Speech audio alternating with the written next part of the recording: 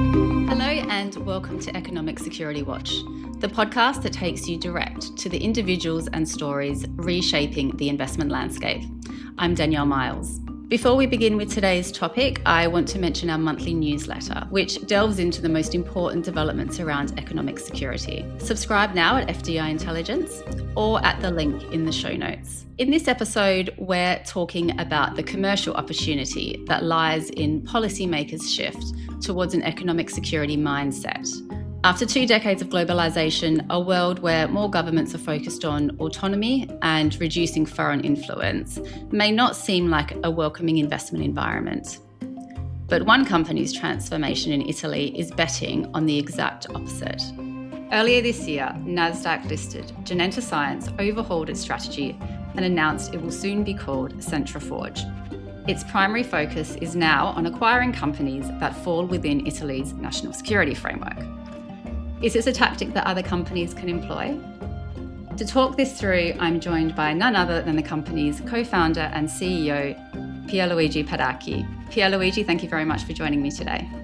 No, thank you, Danielle. Here I am. So the last time we spoke was 18 months ago, and your company was focused on stem cell-based gene therapy for treating tumours. Now, fast forward to the beginning of 2026, and you're becoming an industrial consolidator of companies that are covered by Rome's national security rules. Can you talk me through what has sparked this change? So it seems maybe from outside that we are doing something that is a big pivot from one sector to other key sector, especially super interesting in this period. But according to our view, what we have seen so far in the leading country in the empire of this world, let me say USA and China, the first point of the agenda of these countries is and will be national security, especially after the pandemic and the invasion of Ukraine. This is something that also tell to Europe that the first point of the agenda of the government of the people is not anymore economy, well-being, or other things like that, but it's also in Europe national security. What does it mean? Biotech is one of the key aspects of the national security. If you look at the United States, they have the National Security Commission on Emerging Biotechnology. And the National Security Commission on Emerging Biotechnology is not managed by the Department of Health, but it's under the Department of Defense, or has been renamed the Department of War. For them, it's clear that the emerging biotechnology is strategic. And this is something that allows us to rethink, not to move away from biotech, because biotech is still there and it remains one of the pillars of the national security, and it's one of the sectors in which we invest. But we want to expand. We have decided to expand our strategy beyond biotechnology and stay focused on all the national security sector, defense, aerospace, cybersecurity, and other. They are all somehow linked by a new view of the world, especially a new view that also in Europe and in Italy right now is something that is clear for everyone. So let's dig into the extent of the shift that you're doing. First investment under its new strategy is ATC, which is an Italian weapons manufacturer. Now, this is starkly different from sort of the biotech background that the company has had. So you're obviously a private venture. Yeah. What is the commercial opportunity of a security-focused strategy? Well, the key point is that the company that we are looking at are companies that are important for a nation, for a country. And now you are totally aware, and everyone is aware, that there is a government strategy to protect these companies. So if you are the new vaccine for the new pandemic, you want that developed in your country, and you want the entire supply chain covered in your country. Same thing if you have a smart producer of new tactical weapons like ATC, you want that company that stay in your country, develop in your country, and try to expand abroad. So these companies that are under the security sector are covered are regulated by an Italian law that is named Golden Power, similar to the CFIUS in the US. So if you are developing something that is strategic in the biotech as in the security and aerospace, and this company could be a target from a foreign company, you need to be the green light from the government to be acquired. So the policy and sort of political support that's being offered, not just in Italy, but in other countries as well, for sort of national security sectors, that is sort of an important part of the commercial opportunity. Yes, it is. It is. It is clear that this is one of the key aspect. One of the let me say one of the weak point in general for Europe, but especially for a country like Italy, is that we have a lot of good small and mid enterprises, good entrepreneurs, a lot of family-owned company, and this company used to develop some, let me say, no, I want to say super high tech. It's not Italy is not the place for the new AI story or for the new super cybersecurity story, but it's the place of manufacturing and machinery. So let me say mid technologies that are very important for development of the aerospace as for defense in general. And you have to take into consideration that in Italy there are maybe 4,000 companies active in the defense sector. 85% of them are small mid enterprises, and the large part are family owned. Until yesterday, with the ESG in place, a lot of private equity, a lot of international investor uh, uh, cannot invest in this company for the ESG. So somehow we protect these companies thanks to the ESG requirements. Now everything has changed, and there is a lot of interest to buy these top manufacturer, top machinery producer that are based in Italy, family owned, and the risk is that that can be acquired from foreign companies. No, so the opportunity that we see is that we we have the protection of the golden power. You need to find a way to have access to this sector and to buy these companies, maintain and develop this company within the country, and create great opportunity and great business, great value for the companies. No, and let me say, if the ESG yesterday was sufficient to protect this company, now is not there. And if you think about the what happened to the Italian made in Italy to the fashion, a lot of Italian company migrate. So now a good number of this company are owned by foreign companies. So Italy is there to make a sort of technology transfer. We are suffering this company flight phenomenon, no? And it's something that maybe we can accept, maybe not, but we can accept in a non-strategic sector. So somehow, if we are losing fashion and food, it's not great clearly, but it's something that uh, we can survive. But the problem is that if we are not able to protect defense company, aerospace company, manufacturing in this and that strategic sector, biotech companies, this is really a problem, especially because it's the core of a nation. And somehow our focus are exactly that kind of companies. So Italy's golden power, as you rightly say, it's sort of Italy's version of CFIUS. So just a bit of extra detail for those who are listening who aren't too familiar with it. Obviously, it sort of screens investments within the country, within strategic sectors and high-risk sectors, for national security risks. And in certain cases, it allows the government to block these deals or attach conditions to them. Now, like most of these frameworks around the world, Italy's covers foreign investments, but strangely, it can also cover some domestic deals as well. And it's something that we saw in 2025 when UniCredit eventually withdrew its bid for Banco BPM due to some conditions attached under Golden Power review. So is this a potential, the fact that it can cover domestic deals, is this a potential I don't know, sort of hurdle or challenge, I guess, that you see in the company's strategy? Or how else, any other comments on how you will leverage Italy's Golden Power framework? Our idea is to leverage the golden power approach, no? Because back to what I was trying to explain before. So if you are a lead country, an empire, private equity and venture capital works very well. They are superpower. They built incredible. Think about US or China. When you are a leading country in the world, venture capital is a machine to create technology champion. No? But if you are a follower, like Italy, you are there as a technology transfer, a provider of technology to the leading country.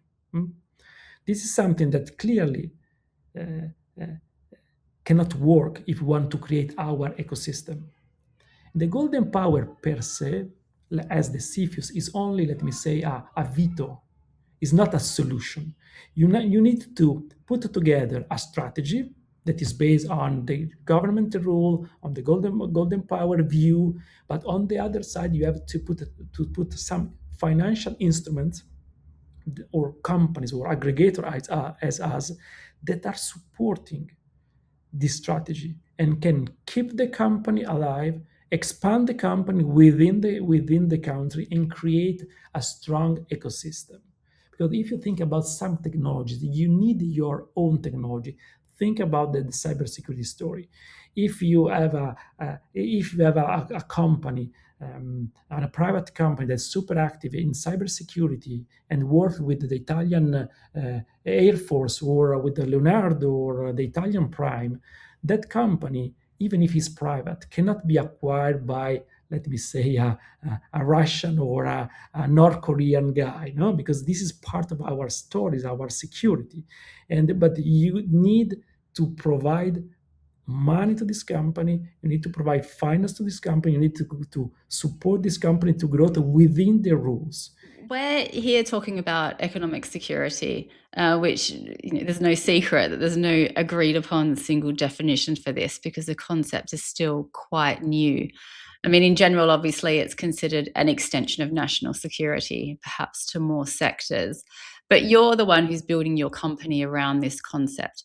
So tell us, what does economic security mean to you? For me, especially in the regulated sector, you need to provide, let me say, a strategy that is in line with the view and the interest of a country. In our case, why we define ourselves, just to simplify the definition, golden power compliant? We have decided to create a private foundation that is named Prexidia. This private foundation, with a specific bylaw, is there to maintain the company within the Italian interest. And this is, let me say, is the key to have the access to this sector. Yeah, a potential winner of a deal, if you want to buy something, is not important if you has the most money. The key point is if you have access to that deal. Think about what happened in Italy with Iveco Defense. Iveco Defense, there were potential European partners or European industries that offer more than Leonardo to buy that company. But Leonardo, together with the Italian government, was there with a strategic view, even if it was not the best offer for Iveco Defense, they won the race to get that company. So this is something that really changed the story, because if you think the typical approach of the private equity, they buy a typical Italian family-owned company, then they restructure the company, they do very well their job, and then go outside and sell the company to the best offer that they can find. This is something that is changed. They cannot maximize the return if you are active in a regulated sector. And this is something that shows us that the model of the private equity is not the right one. Let's talk a little bit about those sectors then. And you've already alluded to it beforehand, but the golden power obviously covers a very, very Yeah. broad range of sectors, even broader than a lot of other countries' national security regimes. And we have everything from AI to telecoms, transport, biotech, like you said before, and many other areas. So can you give me Yeah. elaborate a little on which exact sectors you are most focused on? First of all, we have invested a lot in the biotech, and we want to keep biotech as one of the pillars. Then we are moving in the defense, and the next move will be in the aerospace. We are not looking at the startup. We are not taking, let me say, the technological risk, but we take the market risk. We want a company with a product, maybe profitable, with a potential to scale up, and we are there to support this company for the scale up of the story. As I said, biotechnology, defense, and aerospace will be our sweet spot, and scale up companies are the one where we can think that we can bring the the most in terms of potential. And think about the fact that we are listed on Nasdaq, and we are immediately provide to this company access to the most important and liquid market of the world. I want to talk to you a little bit about the Nasdaq listing, because the company was sort of focused on being a bridge, sort of a transatlantic bridge between the US and Italy to attract investor interest to Italy, and also perhaps encourage the sharing and talent of expertise. And I also understand the company has offices in the US. So that was in biotech, but the industries you're focused on now, sort of defense and aerospace, etc., are perhaps a little bit more sensitive. So to what extent and how do you see this prospect to still be a bridge between the two countries?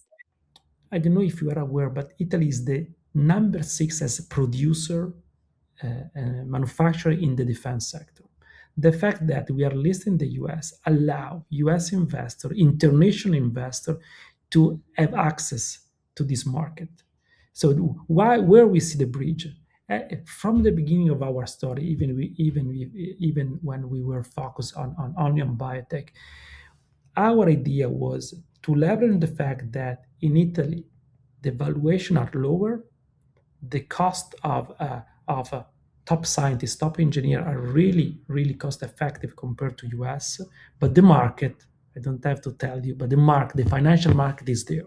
So somehow we are building a bridge, as you mentioned, between US super liquid and rich market and the Italian ecosystem. For the Italian ecosystem, now it's not only biotech, but it's also defense and security. Yeah? And if you are a US investor and want to have access to the Italian defense sector and buy the top quality scale up companies that are active there, now you have a door to enter in this market. Let's talk a little bit more about this concept of economic security, because it's often perceived as an impediment for companies, for businesses which, have had an international outlook. It obviously creates boundaries and it creates scrutiny that didn't exist in the past. But you're flipping this narrative, and rather than seeing it as an impediment, you're seeing it as an opportunity. So, for companies and investors who are listening in, what's your message about how the private sector should approach this new era of economic security? But clearly, it's necessary to find a new way to approach this market. If you are a typical, for example, private equity player, defense, security, aerospace, national security sector are not the right investment that you can do, because you have some constraint when you decide to buy. And if you are good and you are doing your business, a strategic company, you are able to double the revenues, to double the margin, you have the double of the problem when you want to create an exit. Mm. But if you are a listed company, if you have a governance structure as us that is in line with the Italian golden power, this is great. You have access to that market.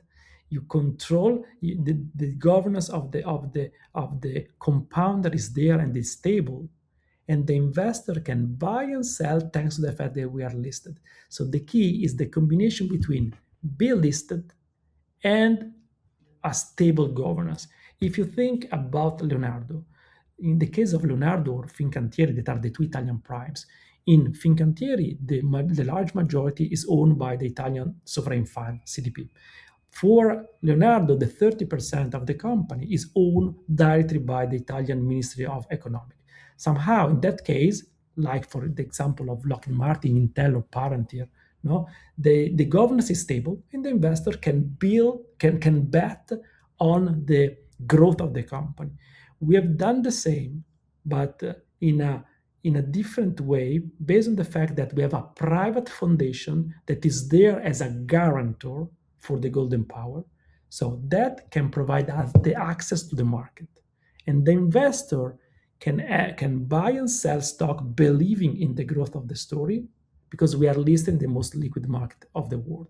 This is, for us, is the right approach if we want to have access to this sector and create value. Pierluigi, thank you very much for joining us today. Thank you, Danielle. Economic Security Watch is a podcast by FDI Intelligence. Each month, we'll have a new episode on the subject of economic security to go along with our newsletter. For details on how to subscribe to both, please visit the show notes, whether you're listening to us on your podcast platform or watching us on YouTube or fdiintelligence.com. If you have any topics you'd like us to cover, please get in touch at danielle.myles@ft.com.